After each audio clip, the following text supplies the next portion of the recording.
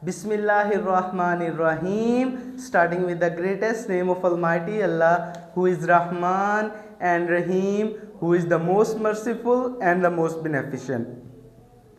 तो स्टूडेंट्स, आप लोग जानते हो कि हमने 9th क्लास की केमिस्ट्री को सीक्वेंस वाइज एक तरतीब के साथ शुरू किया हुआ है, जिसमें हमने सबसे पहले फर्स्ट चैप्टर को डिस्कस किया, उसके एक्सरसाइज के एमसीक्यू शॉर्ट क्वेश्चन डिस्कस किए, इसी तरह सेकंड चैप्टर, थर्ड चैप्टर और आज फोर्थ चैप्टर का लास्ट टॉपिक हमने डिस्कस करना है अल्हम्दुलिल्लाह। और इस टॉपिक का नाम है calculations based on chemical equation. यानी कि कोई भी हमें केमिकल इक्वेशन दी गई होगी, उसके अंदर हमने क्या देखना है, उनके आपस में यानी कि रिएक्टेंट्स और प्रोडक्ट्स के मोल की तादाद और उसमें मौजूद उनका जो वेट है, ग्राम्स के अंदर मोलर मास है, वो भी हमें एक बैलेंस्ड केमिकल इक्वेशन बताती है। आओ थोड़ा सा पहले रीड आउट करते हैं और ये शॉर्ट क्वेश्चन है और मोस्ट इंपॉर्टेंट है। देखो, वो कहता है a complete and balance chemical equation tell us, एक मुकम्मल और बैलेंस केमिकल इक्वेशन हमें बताती है। पहली बात क्या बताती है, वो कहती है मोल रेशो, यानी जो रिएक्टेंट है और प्रोडक्ट के दरमियान मोल रेशो बताती है। दूसरी बात क्या है, molar mass between the reactant, और इनका मोलर मास भी बता देती है। ठीक है, उसके बाद दूसरी बात वो क्या करता है, with the help of this ratio we can find out molar mass, हम इससे इनका मोलर मास भी निकाल सकते हैं of product provided from the molar masses of reactant vice versa. वो कहता है कि हमें अगर मोलर मास रिएक्टेंट का दिया गया हो तो प्रोडक्ट का निकाल सकते हैं, प्रोडक्ट का दिया गया हो तो रिएक्टेंट का निकाल सकते हैं। अब देखो, जो पहली दो बातें कही थी मैंने, उसको मैं प्रूव करने लगा हूं। मोल रेशो और molar mass between the reactant and product हमें बैलेंस केमिकल इक्वेशन बताती है, और हमने एक एग्जांपल ली है बैलेंस केमिकल इक्वेशन की। देखो, अब देखो कि कैल्शियम कार्बोनेट के हमारे पास एक मोल है, जहां पे कुछ भी हमारे पास नहीं होता वहां पे क्या होता है, एक, यानी कि कोई भी कोफिशिएंट मौजूद ना हो, वहां पे कौन सा कोफिशिएंट मौजूद होता है, एक, यानी कि इसका हमारे पास 1 मोल है।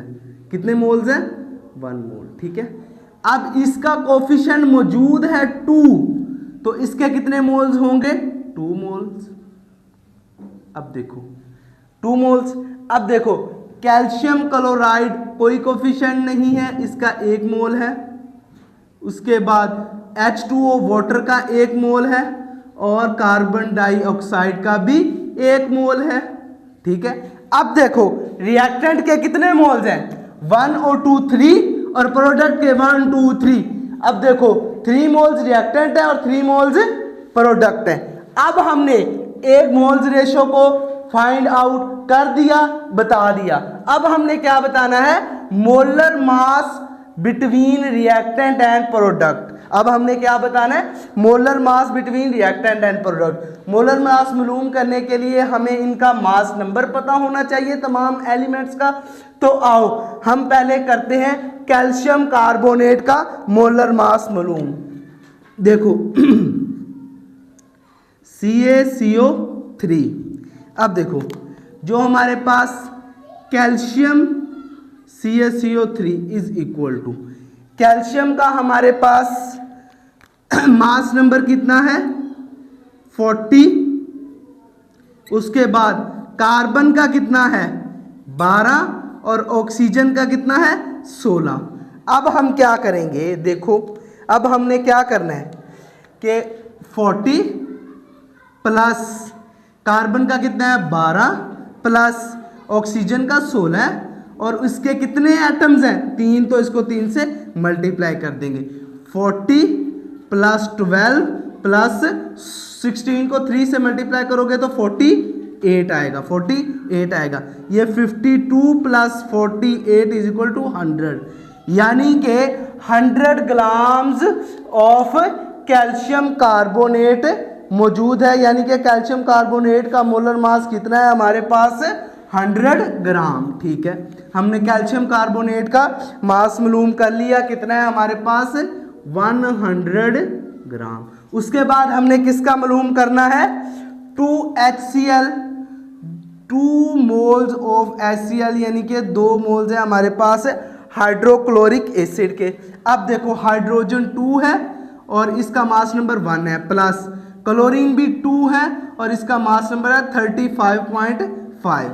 ठीक है, 2 प्लस, जब 35 को 2 से 0.5 को 2 से मल्टीप्लाई करोगे तो क्या आंसर आएगा 71। कितना आंसर आएगा 71। तो इनको प्लस करोगे तो 73 ग्राम, यानी कि HCl का मास कितना है हमारे पास 73 ग्राम्स। HCl का मास कितना है हमारे पास 73 ग्राम्स। ठीक है, अब हमने रिएक्टेंट का मास निकाल लिया, इसके बाद हमने किसका निकालना है प्रोडक्ट्स का। पहले हमारे पास कैल्शियम क्लोराइड। ठीक है, अब देखो कैल्शियम क्लोराइड में क्या होगा, कैल्शियम का मास हमने देखा कितना था 40, प्लस क्लोराइड के 2 एटम्स हैं तो 2 इंटू 35.5 इसका मास नंबर है 40, प्लस 35 को जब मल्टीप्लाई करोगे 2 से तो 71 आंसर आएगा, 71 आंसर आएगा। जब इनको प्लस करेंगे तो 111 ग्राम, यानी कि 111 ग्राम्स ऑफ कैल्शियम क्लोराइड बन गया, कैल्शियम क्लोराइड प्रोडक्ट में बन गया।